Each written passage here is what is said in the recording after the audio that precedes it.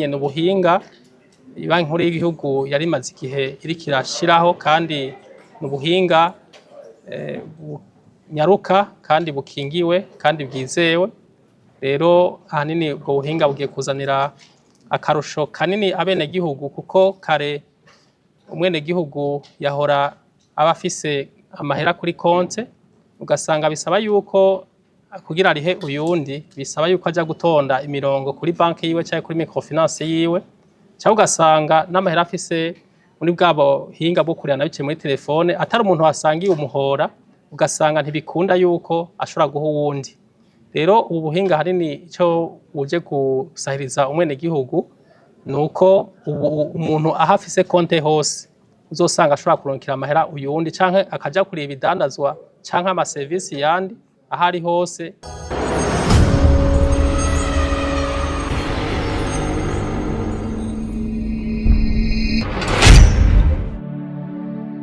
Nduwimana Albert, umuyobozi w'igisata kijeje kurihana biciye mu buhinga bwa none mw'ibanki ya Repubulika y'u Burundi.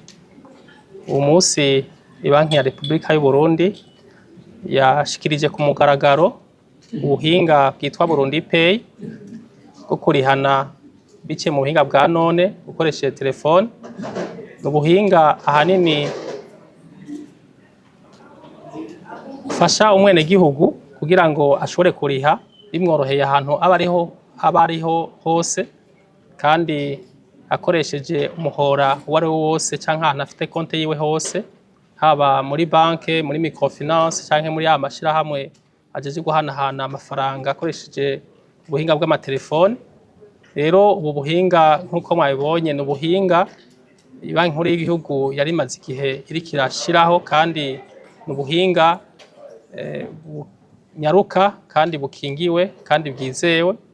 Rero ahanini ubwo buhinga bugiye kuzanira akarusho kanini abenegihugu, kuko kare umwenegihugu yahora aba afise amahera kuri konte, ugasanga bisaba yuko kugira arihe uyundi bisaba yuko aja gutonda imirongo kuri banki yiwe cyangwa kuri microfinance yiwe, cyangwa ugasanga n'amahera afise muri bwabo hinga bwo kurana biciye muri telefone, atari umuntu wasangiye umuhora, ugasanga ntibikunda yuko ashobora guha uwundi.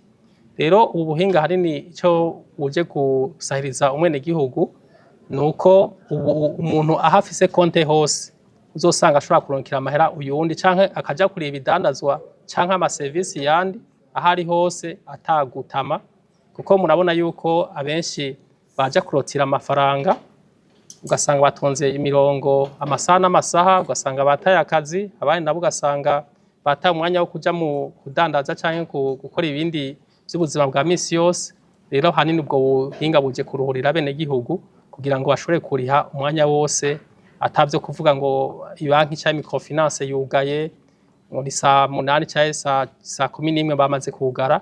Ni ubuhinga bukora amasaha yose y'umunsi wose, kandi bigakora indwi yose, ntavyo uvuga ngo hari konji imisi yose umwaka wose. Ubwo buhinga urashobora kubukoresha atakibazo.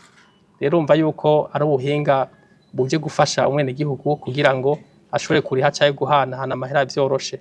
Hama ikindi naco novuga cy'akarusho nuko abantu benshi wasanga babika amafaranga yabo mu mihana yabo, kubera ko abashaka yuko ashobora kuyakoresha mu kuriha cyangwa mu kurungikira abantu abashaka guha amafaranga. Ariko ubwo buhinga bugiye gutuma umuntu ashobora kubika amafaranga yiwe muri telefone yiwe, cyangwa ukabika amafaranga kuri konte yawe ugashobora kuyakoresha ukoresheje telefone yawe, kuko ubuhinga naho uzofise amafaranga yawe muri banki cyangwa muri microfinance cyangwa muri établissement de paiement, ayo mafaranga urashobora kuyakoresha abari muri telefone yawe ukaronkera n'uyundi.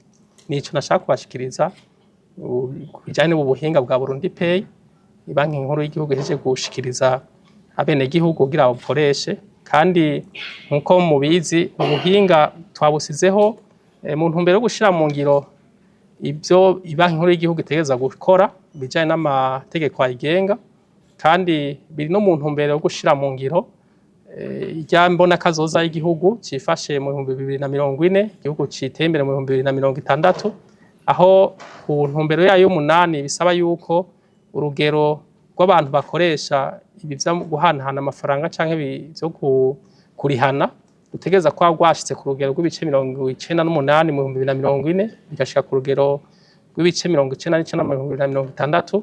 Murumva yuko bizotuma abantu bose bashobora kubakoresha telefone bagashobora kurihana bakoresheje ubuhinga bushasha bwa Burundi Pay.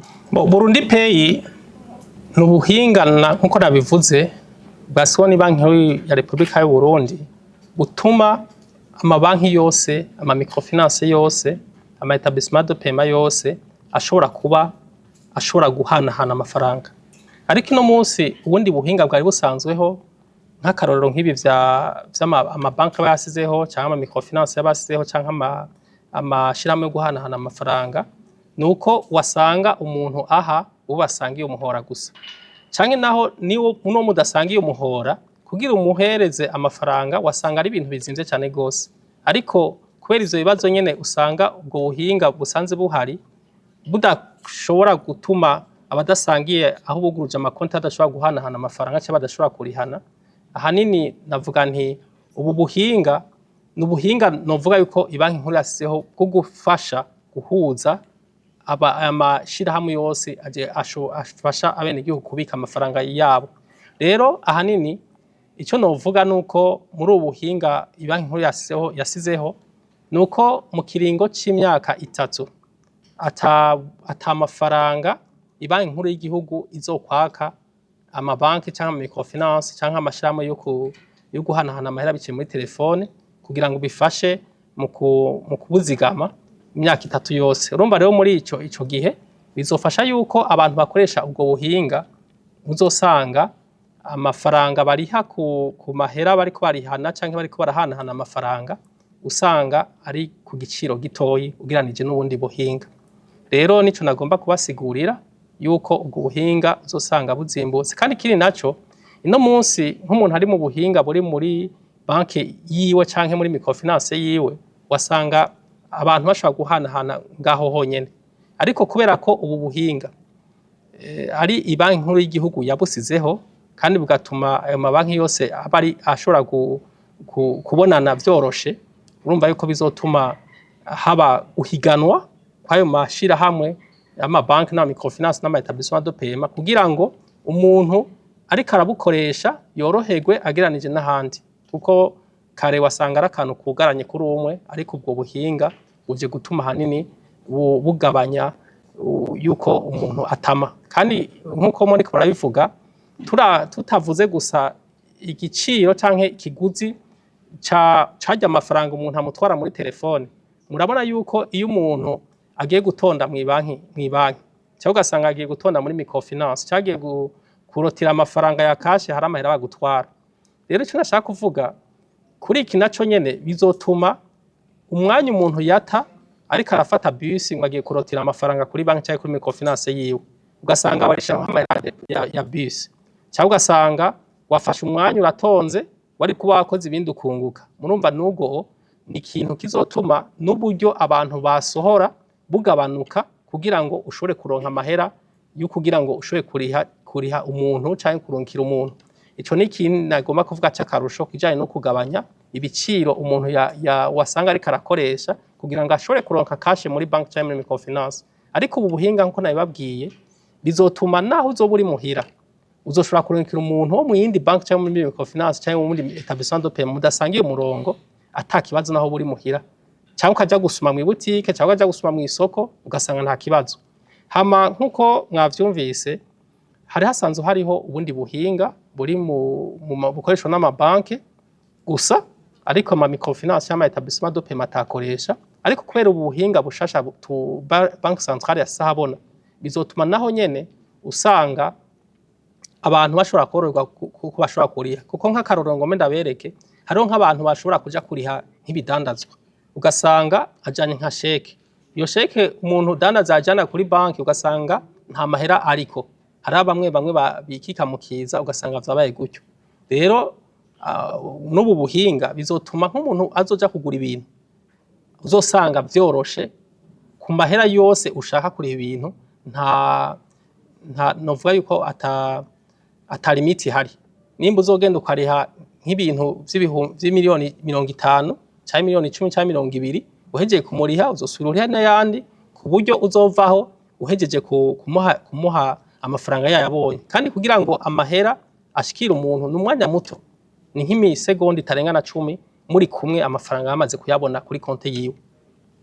Nico nashaka kubushikiriza kujanye nuko uzosanga ibijanye n'ibiciro vy'amafaranga abantu baba batanga, yuko uzosanga urugero rugabanutse kubera ubwo buhinga bwa Burundi Pay, ibanki nkuru y'igihugu yasizeho kugira ngo abene igihugu bo mu Burundi bashobore koroherwa. Burundi Pay bitandukanye na internet, kuko internet itangwa n'aya masosiyete ajeje gukwiragiza ibijanye na internet, ariko ubwo buhinga bwa internet bufasha amashirahamwe yaba bank cyangwa microfinance cyangwa ama etablissement de paiement kugira ngo ashobore gushoboza abene gihugu bashobore gukoresha ubwo buhinga. Ariko gusa ico no babwira nk'akabijya kuri iki kintu ca Burundi Pay, nuko ahantu hose hashobora kuba hakora telefone, nuko ubwo buhinga ushobora kubukoresha mu kuriha. Nuvuga ko ahantu hose ubona ko ushobora gutelefona ufise telefone, ubwo buhinga bwa Burundi Pay burashobora gukora. Kandi si ukuva yuko ari umuntu afise izi telefone za Android gusa, izi zifise ama WhatsApp, n'abantu bafise udutelefone duto tuduhinda, ahantu hose ushobora kuba wo telefone umuntu, nuko ushobora kuba ufite amahera yawe muri banke cyangwa muri telefone yawe, ushobora kuriha umuntu atakigoranye na kimwe. Niho rero bitandukanye n'iki kintu cyo kuvuga ngo internet yo bikenewe, ariko sinovuga yuko ari cyo kintu gitegereza kuba kihari. Gusa dufate yuko umuntu wese ahantu ashobora gutelefona, ubwo buhinga Burundi Pay ushobora kubukoresha mu kuriha cyangwa kurungikira amafaranga umuntu ari wese.